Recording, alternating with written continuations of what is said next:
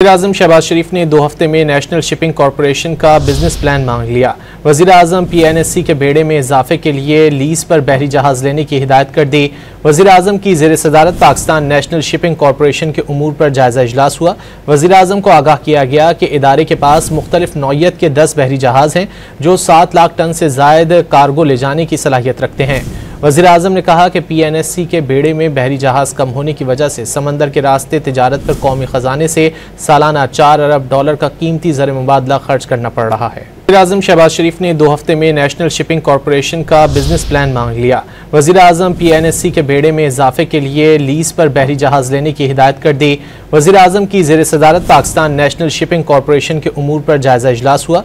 वज़ीर-ए-आज़म को आगाह किया गया कि इदारे के पास मुख्तलिफ नौइयत के 10 बहरी जहाज हैं जो 7 लाख टन से जायद कार्गो ले जाने की सलाहियत रखते हैं।